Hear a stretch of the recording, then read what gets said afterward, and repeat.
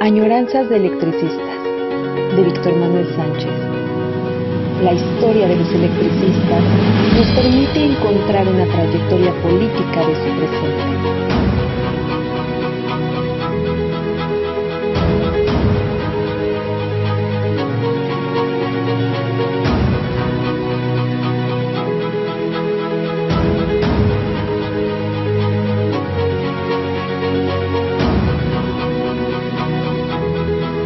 Comenzamos. Hola, buenas tardes. De nueva cuenta es lunes y, por cierto, ya es el mes de septiembre. No habíamos comentado que era ya el mes de septiembre, que estamos muy próximos a acabar. La siguiente añoranza, de hecho, ya va a ser octubre. Y en estas añoranzas de electricistas, que va a ser la última referida a los julios, había dicho que en julio siempre habían sucedido o han sucedido cosas muy importantes para el Sindicato Mexicano de Electricistas. Esta añoranza de electricistas trata de un texto de un historiador del movimiento obrero, un participante, un militante del movimiento obrero desde los años del surgimiento del sindicato. Y entonces,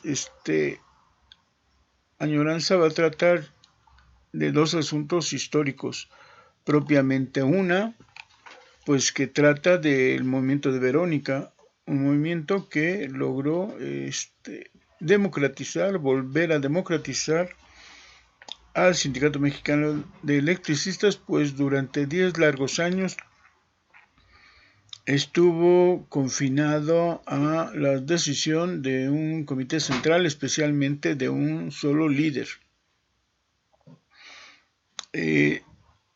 No se hablaba en ese tiempo todavía de charrificación. Era reciente, de hecho, lo que se iniciaba era ese proceso. Cuando llega Miguel Alemán a la presidencia, lo que empieza a hacer es a someter, a vincular directamente a su gobierno con los sindicatos obreros más importantes, bueno, con todos los que podía y que trataban de ser autónomos e independientes. Y cosa curiosa, el ESME venía de una etapa así, y cuando en el país se viene a, digamos, a modificar y a hacer una política y una decisión desde el gobierno con Miguel Alemán, entonces el ESME apenas se había limpiado de una casta de dirigentes burocratizados en contra de los intereses obreros. Pero bueno, ¿para qué les cuento? Rosendo Salazar, les digo, es un militante. Fue miembro de la Casa del Obrero Mundial allá desde 1912 y 13. Este artículo fue retomado en 1975 como parte de del folleto que se estuvo publicando en la revista Lux. Y entonces, retomamos de ahí, de estos festejos que se hacen en la revista, retomamos este artículo que va a hablar del movimiento de Verónica. Bueno, sin más, más adelante, en la siguiente añoranza, vuelvo a traerles más información sobre Rosendo Salazar, que en lo particular, cuando explica el movimiento obrero de 1914, 15, es decir, cuando habla que la Casa del Obrero Mundial es la mejor organización obrera, no reconoce que siendo anarquista no tenía que hacer pactos con los gobiernos y hace pacto con Carranza. Bueno, hablaremos de su línea sindicalista y después mantendremos la distancia justamente cuando habla de la huelga general y la poca importancia que de 1915 y 16 tiene el ESME para él. Bueno, el artículo dice así: toda la prensa del país, se llama, el ESME contra el liderismo. El ESME contra el liderismo. y dice así: toda la prensa del país se ha ocupado de referir las condiciones internas en que se debate el Sindicato Mexicano de Electricistas, con motivo de ciertas acusaciones que pesan sobre el líder de la agrupación, Juan José Rivera Rojas. En este caso específico se está dando al contraste con la integridad de una de las agrupaciones sindicales de más antiguo arraigo y cuyo progreso es evidente desde hace ya varios años. Quizá el líder electricista Juan José Rivera Rojas no ha pensado nunca en que un sindicato no es una federación ni una confederación, pues las federaciones y confederaciones son organismos fluidos, pueden cambiar y su solidez depende de sus pactos y otros medios de entendimiento y armonía. En contrario, el sindicato es como el individuo, un organismo de una pieza y como tal, indivisible. La concepción de sindicatos únicos de industria se basa, pues, en una condición de perenidad. ¿Que no se pudiera encontrar la forma de evitar la escisión como la que está operándose en el Sindicato Mexicano de Electricistas? ¿Que los líderes están tan aferrados a sus posiciones privilegiadas que no disciernen los daños que ocasionan a sus gremios? Tengo la convicción de que el Sindicato Mexicano de Electricistas, en una proporción muy importante de sus miembros, rechaza a su líder Juan José Rivera Rojas, el que hace por lo menos 10 años se encuentra frente de ese organismo, lo mismo que ese rechazo fundado en una razón trascendente, y es el inalienable derecho que tiene la agrupación, no ya de una mayoría de ella, sino la agrupación en su conjunto, a tener en el puesto de secretario general a otro de sus elementos. Es el Sindicato Mexicano de Electricistas una de las más viejas agrupaciones del proletariado industrial que existe en nuestro ambiente. Fue constituido en el Departamento del Trabajo y perteneció a nuestra hermana institución madre del Movimiento Obrero Nacional en el año de 1914. La Casa del Obrero Mundial se fundó en 1912 y concluyó su vida en 1918. Su actuación en el terreno sindicalista autónomo tiene especial importancia porque es un organismo que controla la rama más poderosa de la industria nacional, razón por la que en el año de 1915 no tomó parte en la formación de los batallones rojos, cosa que sí hicieron los trabajadores tranviarios.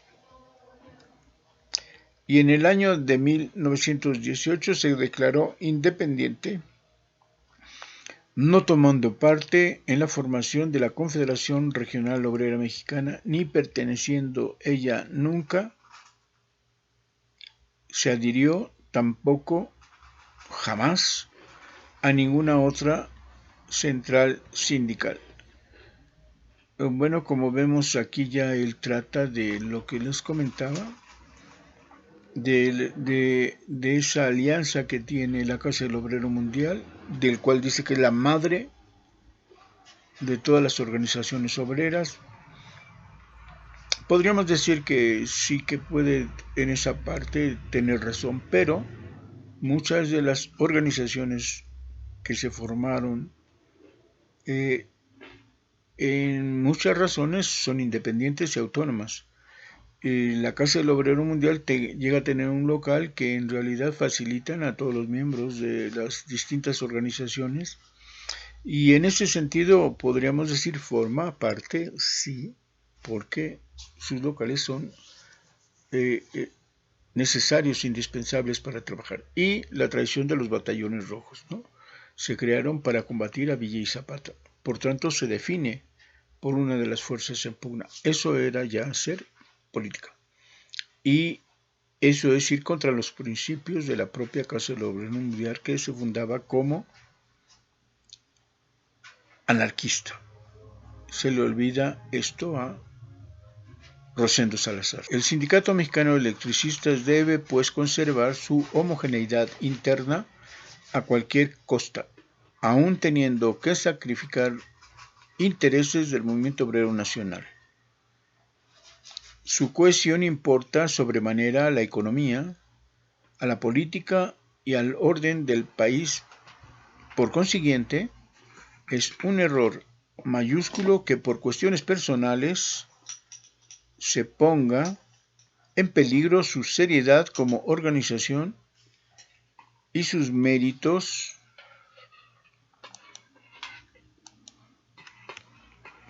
revolucionarios. Esto perjudica a todo el movimiento obrero.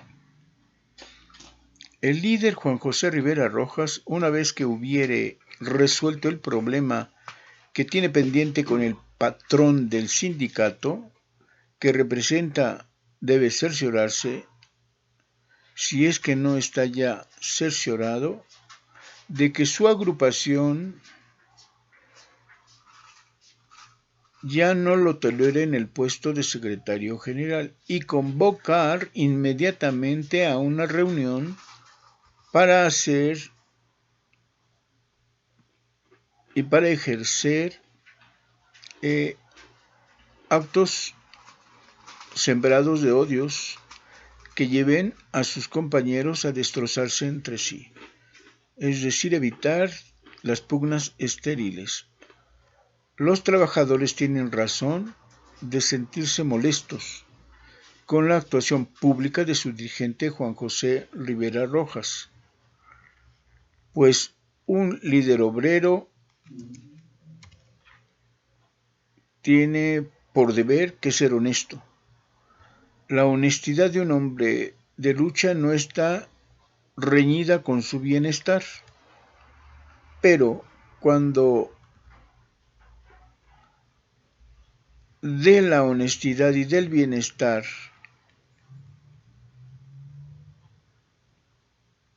del líder pasa a ocupar una situación de lujo y de ostentación, es natural que se cree cierta sensación de desconfianza hacia el que no respeta el democrático sentido de la colectividad, a la cual solamente dice, pertenecer, pues en realidad es ajeno a su espíritu.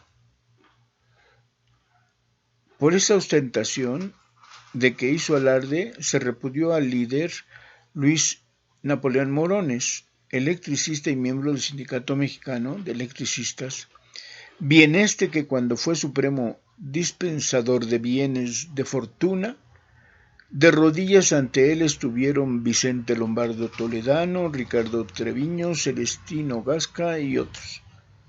Bueno, aquí está reconociendo el sentir democrático histórico desde la fundación, como él mismo señala, en 1914. Y reconoce que hay ya un dispendio económico, un alejamiento de los intereses colectivos. Y entonces nos trae a colación a Luis N. Morones, que cuando en 1918 funda la CROM, se convierte automáticamente en un dirigente autoritario, despótico y dispensador, dice aquí, de fortunas. Perdón por el ruido. De todos modos, van a dispensar estas añoranzas de electricistas desde casa. Como ya se habrán dado cuenta, estoy casi en la calle, pues. Hay una calle que antes era poco transitada y se ha convertido desde hace algún tiempo en la calle más transitada de estos rumbos. Conecta hacia uno de los ejes en unas colonias pequeñitas y antiguas, pero se ha convertido en una calle muy... Y estando en la orilla, pues, en el lado de una de las banquetas, todos los ruidos, como alguna vez ya escucharon el del fierro viejo, pero en fin, no tenía que explicar, ya se lo saben, han escuchado estos cambios que tenemos, porque como dice nuestro programa de salud, me quedo en casa. Bien, decíamos que reconoce que hubo ya otro dirigente sindical, Morones, y yo les decía que efectivamente Morones tuvo este conocimiento, este reconocimiento vinculado a los gobiernos de Calles y de Obregón. En 18 entonces funda la CROM, la Confederación Regional Obrera Mexicana, y esta se vinculó demasiado a los gobiernos, ya en ese tiempo sí eran gobiernos, y hizo una política apegada a los dictados fundamentales de tanto Obregón como de Calles, y en ese sentido muy parecida a la de Carranza, es decir, todo lo que se oponía a su política industrial, a su política económica por parte de los trabajadores organizados de aquellas épocas, Morones fue la contención, ¿no? Es decir, esa corriente disque revolucionaria que triunfó, en realidad siempre marcó la línea clara de el movimiento obrero, la clase obrera tiene límites y no pasa de ahí.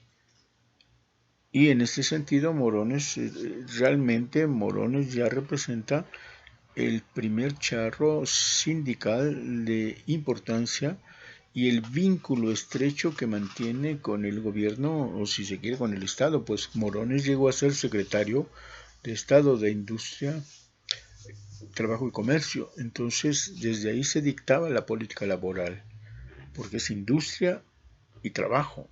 El Departamento del Trabajo estaba en esa secretaría y Morones controlaba toda la secretaría, entonces era prácticamente la línea viva, vigente, de lo que en relación a los trabajadores del país se tenía que realizar. Y dice Rosendo que los dirigentes más importantes de la época, y señala a Vicente Lombardo Toledano, estuvo de rodillas y dispensaba bienes y fortunas. Vicente Lombardo Toledano para esa época ya era parte, va a formar parte pues era parte de la CROM, y lo señala él porque posteriormente va a ser el fundador de la CTM. Y entonces dice, ya desde antes, es decir, antes de considerarse dirigentes independientes, revolucionarios y, ¿no?, los más autónomos y democráticos, estaban de rodillas frente a Morones. Entonces, Ricardo Treviño, Celestino Gasca, Vicente Lombardo Toledano, antes de su época como grandes dirigentes, mostraban esas tendencias supeditándose a un dirigente charro. Continúa pues Rosendo Salazar. Hay algo muy importante en los individuos y en las colectividades, y es la obligación que tienen de cuidar de su reputación y de su historia. Tal vez esto no sea lo más valioso en la vida sindical de Luis N. Morones, el esfuerzo que realiza porque su agrupación, a la que empujó hasta el pináculo de la política circunstancial y luego la ve caer en virtud del mismo fenómeno, que se levanta la dignidad a que tiene derecho todo organismo integrado por hombres que no tienen otro patrimonio para ganarse el sustento que la fuerza que nace de sus brazos y de su corazón. ¿Piensa seriamente Juan José Rivera Rojas que lo que decimos desde estas páginas de Diógenes, Moral y Luces, y se ha llegado para él como creemos que sucede la hora de dejar el puesto de secretario general del Sindicato Mexicano de Electricistas, dejarlo en otras manos? Hágalo en buena hora, aunque las nuevas no poseen los refinamientos de las suyas, para que no se destroce la agrupación y que ha guiado hasta aquí, ni en su nombre, no en el de cualquier otro líder. Aquí nos comenta, y por eso no lo había mencionado, que el artículo fue obtenido de la revista Diógenes, del cual también Rosendo Salazar era fundador, y entonces los compañeros de la revista Lux tomaron prestado, le pidieron permiso al Rosendo y lo usaron como recuerdo del movimiento de 1952. ¿No? Bueno, entonces va a comentar Rivera Rojas lo que sigue. El Sindicato Mexicano de Electricistas seguirá siendo en la conciencia del trabajo organizado piedra angular del movimiento social mexicano. El Partido Revolucionario Institucional, o sea, el PRI, como es conocido popularmente en la nación, este gran organismo político, lo mismo que la Cámara de Diputados, emanada de la última elección, y nuestro gran presidente electo, Adolfo Ruiz Cortines, deben acceder sin objeciones a lo pedido por los directivos del Sindicato Mexicano de Electricistas en contra del exlíder Juan José Rivera Rojas. Rivera Rojas tiene cuentas pendientes con los de su gremio, independientemente de acusársele de haber sido mal físico de sus compañeros. Se le acusa de haber sido pésimo administrador espiritual. Con perdón, aquí no entiendo. Un mal físico es probable que se refiera como anatómicamente. Es probablemente porque dice pésimo administrador espiritual, y un mal físico. Es probable que yo hubiera dicho un mal espiritual y pésimo administrador físico, pero bueno, es la redacción de Rosendo. Y antes estaba reconociendo que el partido, el Revolucionario Institucional, era muy un buen organismo político, y por tanto la Cámara de Diputados, de donde había sido parte fundamental el PRI, también era una buena Cámara de Diputados, y en ese conjunto fue electo Ruiz Cortines, del cual por supuesto también es un magnífico presidente. Entonces no queremos más que después otro día comentar efectivamente cuál fue la política obrera de Ruiz Cortines o los políticos fundamentales del PRI, ¿no? Justo en el año que va dejando el gobierno, en el último tercio de Miguel Alemán, convierte al partido que crea Cárdenas en el PRI. Entonces ya el primer presidente electo por el PRI va a ser Ruiz Cortines. En otra ocasión les plantearé una idea que surgió de aquella época, en donde parte del movimiento tiene la circunstancia de este movimiento que logra, a través, por cierto, no solo de la movilización de una votación mayoritaria, quitar del frente de la dirección sindical al comité completo de Juan José Rivera Rojas. Bien, justo porque creo que tiene la consideración muy relacionada con el PRI, con el Partido Revolucionario Institucional. Bueno, continúa Rosendo Salazar, él mismo si se posee sentido común, debe interesarse porque se aclaren los cargos que se le imputan, ponerse a disposición de la agrupación acusadora o acudir ante las autoridades del fuero correspondiente a exigir la depuración de su conducta. Vaya usted y aclare primero su pasado con el sindicato y vuelva enseguida. Esto debiera decírsele a Juan José Rivera Rojas en el PRI y en la Cámara de Diputados. Comentamos en realidad que acá en julio acababan de pasar las elecciones y justamente ya se había dictaminado que había ganado Ruiz Cortines, pero en la Cámara de Diputados estaban todavía en revisión cuando se da el movimiento, la aprobación, la valoración de que si los diputados habían ganado o no de manera legítima. La propia Cámara, como sabemos, aprobaba, discutía y reconocía a cada uno de los diputados, era el órgano calificador de las elecciones. Y siendo electo en el PRI como senador por el Estado de México, estaba en debate el problema de calificar o no la elección de Juan José Rivera Rojas. Por eso la mención de Rosendo Salazar acerca de su consideración, que le dice, está en entredicho su elección como senador, vaya primero a arreglar sus asuntos en su sindicato y regrese a la Cámara de Diputados, ¿no?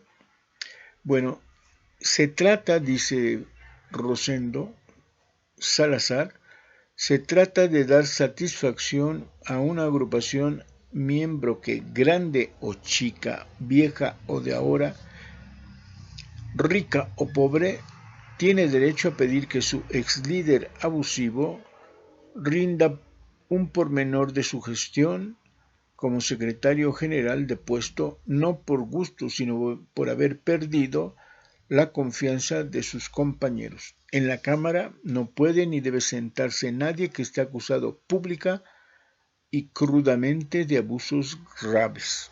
Y lo que piden sus representantes actuales del Sindicato Mexicano de Electricistas a las personas morales señaladas es lo más justo que se puede solicitar y solicita una agrupación responsable. Yo me adhiero, dice Rosendo Salazar, vehementemente a la petición mencionada en mi calidad de viejo luchador y padre, entre otros buenos luchadores sociales del movimiento libertario de mi país. Me adhiero con todas mis fuerzas porque ya es tiempo de que la obra que forjamos los de la Casa del Obrero Mundial, pioneros del sindicalismo nacional, deje de ser un botín para los audaces y un medio para los bribonzuelos que hacen fortuna, coludidos con inmorales autoridades del trabajo, amafiados con patrones sin conciencia real de la misión y de la riqueza y hechos un lío con licenciadillos que confunden la profesión del abogado con la de los rábulas. En este caso, ya habíamos mencionado alguna vez que el jefe del departamento jurídico del ESME era un actor, Rodolfo Landa. En ese tiempo, pues solo es más conocido, sí como abogado, pero también como actor y fundador de la Organización de los Actores, de la ANDA. Pero, dice, se hace lío con licenciadillos. Y ahora ya sabemos que el Rodolfo Landa fue, bueno, desde ese tiempo lo era, pero nadie sabía el significado de ese momento, de Luis Echeverría Álvarez. Rodolfo era en ese sentido también, pues, siendo hermano, Rodolfo Echeverría Álvarez. Hoy sabemos que los Echeverría Álvarez se hicieron al país, ¿no? Bien, seguramente que de aquella época viene cierta fortaleza del tipo de política que iban a aprender. Y en ese sentido, Rodolfo, hermano de Luis, abrevó o fue fundador de la política sindicalista de Juan José Rivera Rojas. En ningún campo, continúa Rosendo Salazar, en ningún campo se abusa tanto del proletariado como en el sindicalismo. De manera que cuando no son los explotadores políticos letrados y cuando no son unos y otros en mancuerna con los líderes y sublíderes como bíblicos lirios, hemos dicho en parte, ni hilan ni trabajan. Y no es que los tengan los obreros, es que ellos se han trepado siguiendo distintas corrientes agitadas de la política, que no son muy limpias, tanto nacional como internacionalmente accesibles a los pícaros, puestos que los cuales difícil es echarlos ni sustituirlos por tener en su favor la cláusula de exclusión legalizada por el general Abelardo L. Rodríguez. Es más fácil, ya decía yo, cercenarle la cabeza de sus hombros a un presidente de la República que extirpar a un líder de un productivo sindicato obrero.